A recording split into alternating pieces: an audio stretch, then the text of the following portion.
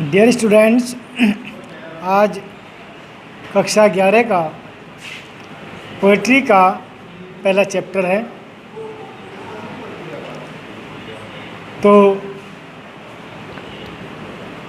इससे पहले आपको पहला चैप्टर जो है वो लिखित में भी और ये पोएट्री भी भेजी जा चुकी है, लेकिन आज मैं इस पोएम को पढ़ा रहा हूँ, द फोटोग्राफ।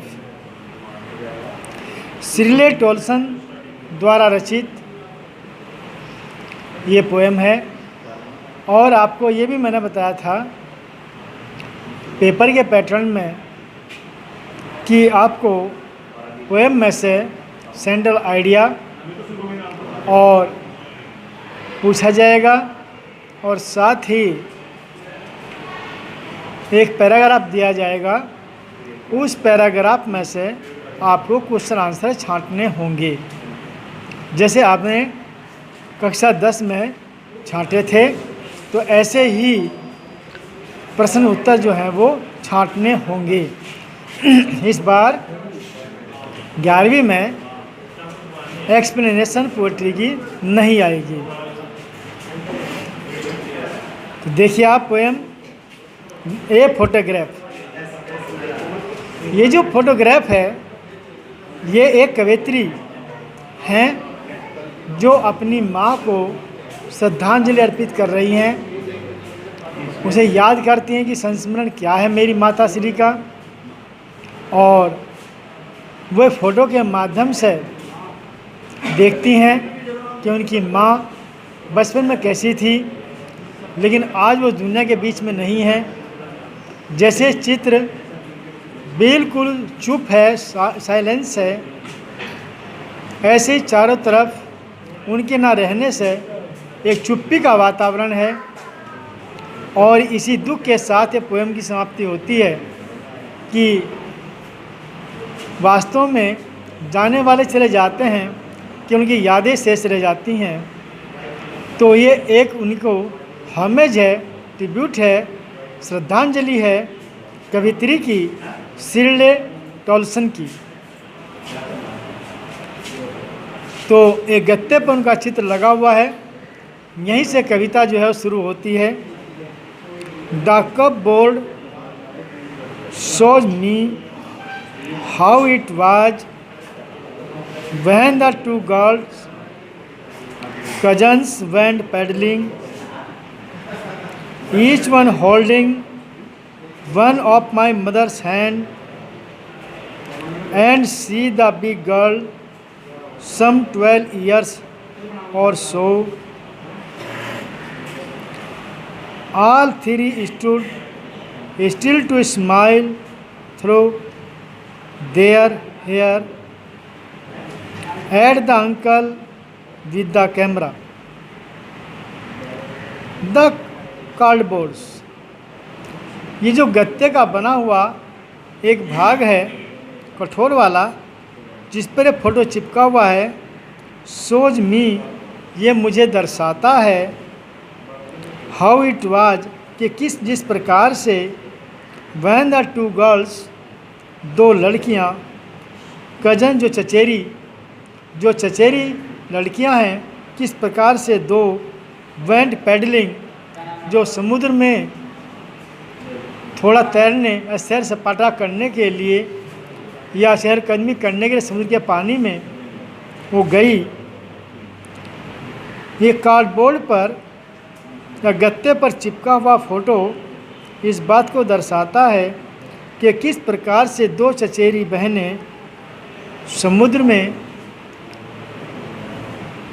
घूमने के लिए या पानी में थोड़ा चलने के लिए या तैरने के लिए गई। Each one holding one of my mother's hand, जिनमें से प्रत्येक मेरी माँ के हाथों को पकड़े हुए थी। And see the big girl, और वह जो बड़ी सी लड़की है, सम 12 ईयर, वो लगभग 12 वर्ष की थी।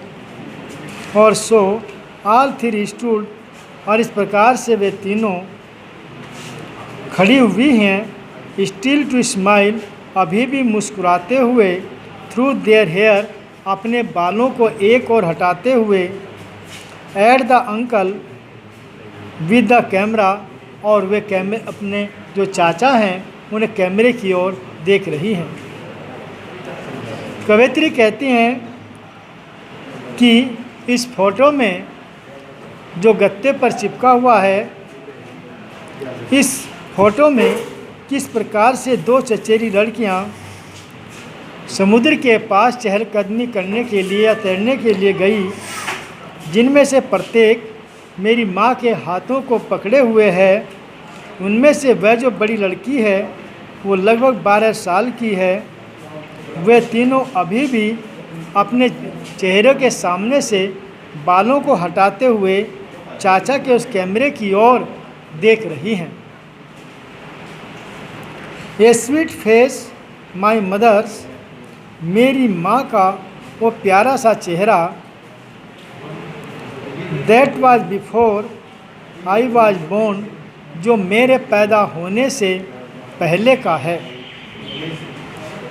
मेरी माँ का वो प्यारा सा चेहरा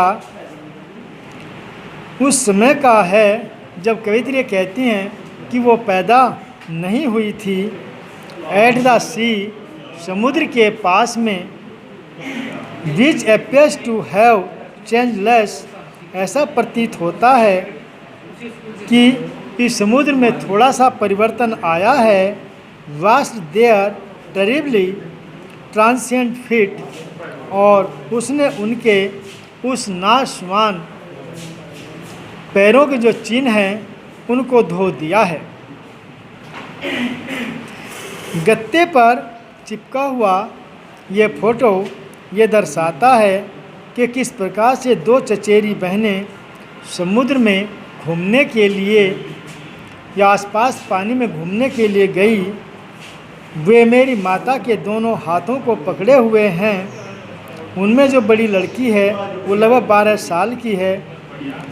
वो तीनों अभी भी खड़े हुए मुस्कुरा रही हैं और अपने बालों को ऐसे हटाते हुए अपने चाचा के उस कैमरे की ओर देख रही हैं। एक प्यारा सा चेहरा जो मेरी माँ का है, ये उस समय का रहा जब वह पैदा नहीं हुई थी।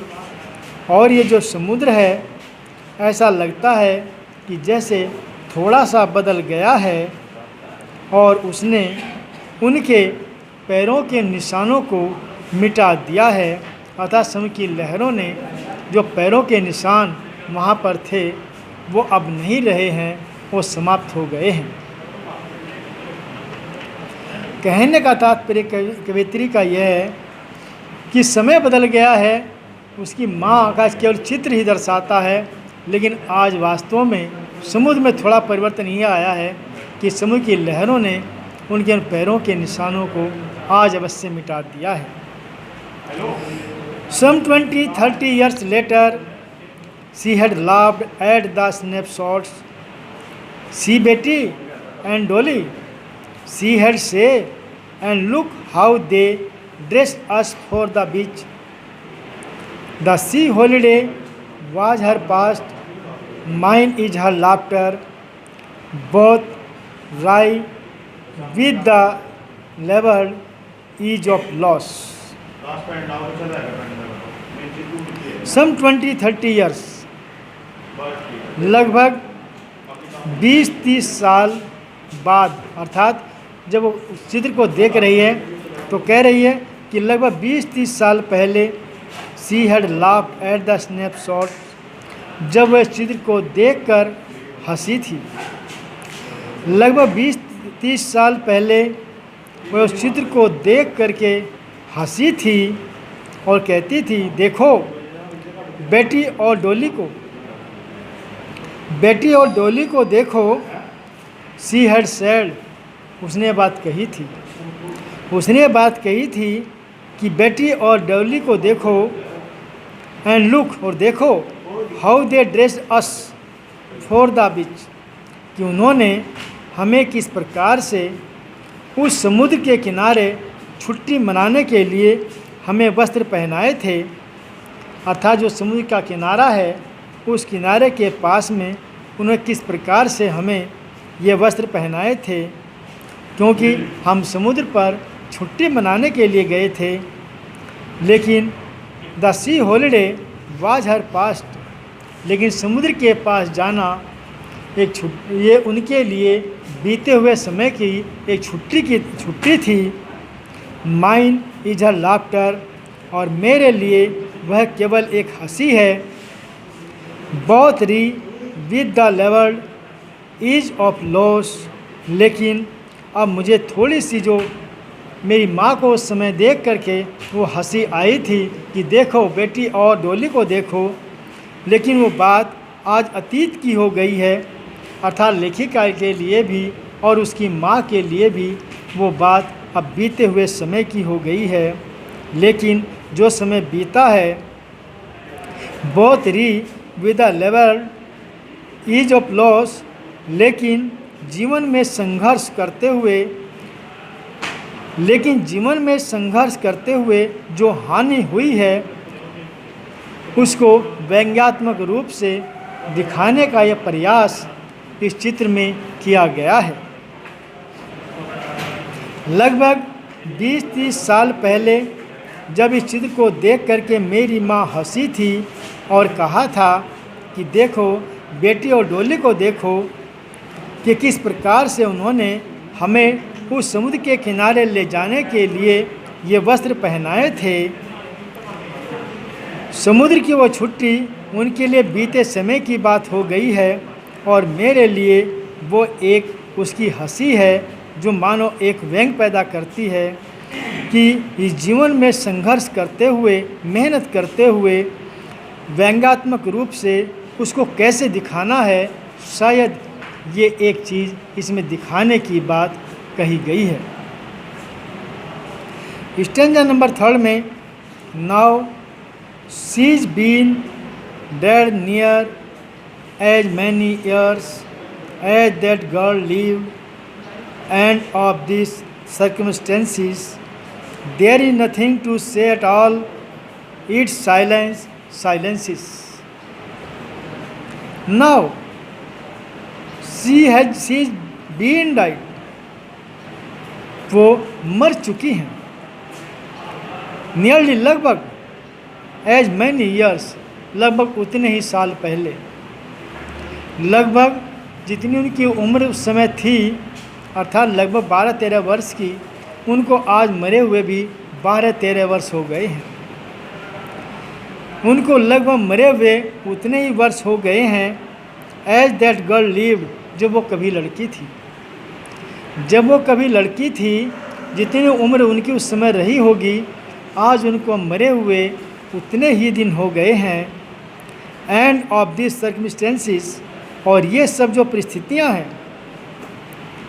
अर्थात जो उनके जिंदा रहते हुए जब वो जीवित थी तो जो परिस्थितियाँ उनके साथ थी या जो संघर्ष उन्होंने किया, वो अब देयर इज नथिंग टू से एट ऑल, उसके बारे में अब कहने को कुछ नहीं रह गया है। अर्थात जो अपने जीवन में उन्होंने संघर्ष किया है उसके बारे में कुछ नहीं कहा जा सकता, बस केवल एक इट्स साइलेंसिस, यह तो केवल एक चुप्पी है। अर्थात जैसे इस फोटो में एक चुप्पी है, उसी प्रकार की यह चित्र में जो चित्र है वो एक चुप्पी पैदा कर रहा है। अर्थात जैसे ये चित्र चुप है, उसी प्रकार से उसकी माता भी चुप हो गई हैं। और आज सब कुछ भले ही बदल गया हो, लेकिन मेन चीज़ ये है कि उसकी माँ भी हमेशा के लिए चुप हो गई है और वह चुप्पी ही आज दिखाई दे रही है। कहने तात्पर्य है कि न तो इस चित्र को देखने वाली रही है, न चित्र में बोलने वाली रही है, उसकी केवल आज यादें शेष रह गई हैं। चारों तरफ शांत सा वातावरण है। तो इस प्रकार से कवित्री अपने माँ को एक श्रद्धांजलि अर्पित करती हैं और ये बताती हैं कि चित्र कभी बोलते नहीं हैं। चित्र में जो होते हैं, जब लोग होते हैं तो तब कुछ और बात होती है, और जब वो चले जाते हैं तो चित्र में केवल शांति और चुप्पी ही प्रतीत होती है। तो इस पैराग्राफ में केवल मैंने एक कॉम्प्रिहेंशन आपको भेजी है, जिससे कि आप पता चल जाए कि आप किस प्रकार से अपना कार्य जो है वो करना है। इसके अलावा इसमें से कुछ नहीं पूछा जाएगा, एक सेंट्रल आइडिया है वो मैंने भेज दिया है, और क्वेश्चन पूछे जाएंगे वो भी आपको मैंने एक तरीका बता दिया है, एक पैराग्राफ मैंने भेजा है। तो आप इसी हिसाब से इसको पढ़ करके अच्छी तरह समझ लें कि आपको प्रश्नों का उत्तर कैसे देना है।